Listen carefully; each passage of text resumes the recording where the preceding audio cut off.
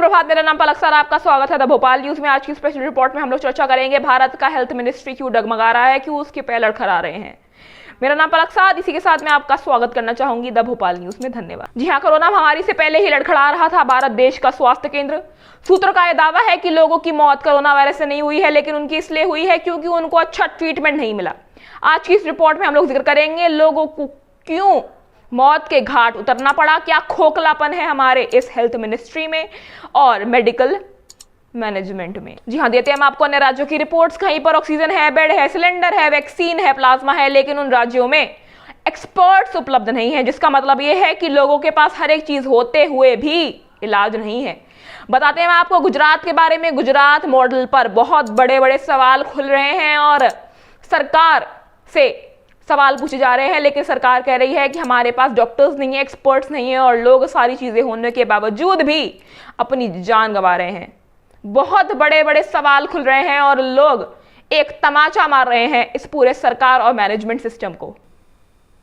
जी हाँ, बताते हैं आपको भारत देश के बारे में। भारत देश में टीकाकरण के रिगार्डिंग नई गाइडलाइंस खुलकर आई हैं। सरकार ने इस बात का दावा दिया है कि जिन लोगों को कोरोना हुआ था सेकेंड चरण में, वो लोग अब 3 महीने बाद ही अपना टीकाकरण कराएंगे। वो उससे पहले वैक्सीन अपनी बॉडी में इंसर्ट नहीं करवाएंगे, क्योंकि जिन लोगों का कोरोना वायरस हो जाता है उनके बॉडी में ऑलरेडी दवाइयां से नई एंटीबॉडीज का जनरेशन होने लगता है और वो स्ट्रांग हो जाते हैं उस कोरोना वायरस से फाइट बैक करने के लिए, जिसके कारण जिन लोगों को कोरोना नहीं हुआ था और वो ठीक ठाक थे उन लोगों का वैक्सीन लगाना बेहद जरूरी है। और जिन लोगों को ट्रीटमेंट ऑलरेडी मिल चुका था वो वैक्सीन लगवा लेते हैं, और जो लोग को वैक्सीन लगानी अभी एट प्रेजेंट जरूरी है वो नहीं लगवा पाते, वो और बीमार हो जाते हैं। तो इस समय हम लोग को चीजें प्रैक्टिकली करनी है और वैक्सीनेशन फटाफट बहुत जल्दी रफ्तार से करानी है। जी हाँ, देते हैं हम आपको इजराइल की रिपोर्ट्स। इजराइल में हुआ है लेबनान के द्वारा एक बेहद बमबारी रॉकेट हमला। इजराइल ने इस बात का दावा अभी तक नहीं करा है कि वो फुल स्टॉप लगाएंगे पैलेस्तीन के साथ वॉर करने में। अभी वॉर जारी है।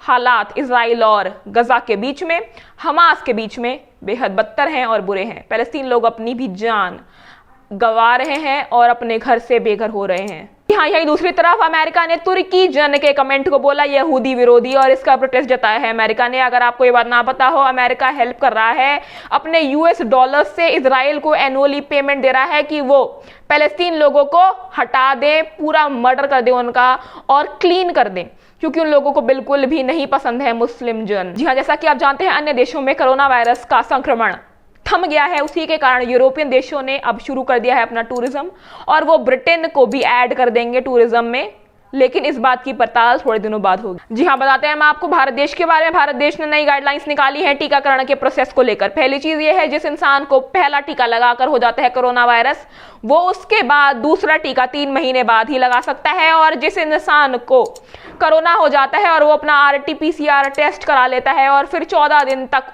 वो रिपोर्ट्स नेगेटिव आती हैं उसके बाद ही वो अपना ब्लड डोनेट कर सकता है, प्लाज्मा दे सकता है किसी दूसरे जन को 14 दिन बाद। जी हाँ, बताते हैं आपको 24 घंटों के कोरोना वायरस के आंकड़े जो आए हैं कुछ इस प्रकार। पूरे भारत देश में 2,50,000 केसेस आए हैं कोरोना वायरस के। उसी के साथ आज हुई है 4,000 लोगों की मृत्यु। अगर हम आपको बताएं इस समय भारत देश के बारे में, दिल्ली की राजधानी के बारे में, दिल्ली में आए हैं 24 घंटों में 3,000 नए केसेस। उसी के साथ 200 लोगों की मृत्यु हो गई है। इसी के साथ मैं पलक सर आपसे अलविदा लेना चाहूंगी। आप जरूर हमारे चैनल को सब्सक्राइब करें और हमारे साथ बने रहें द भोपाल न्यूज में। धन्यवाद।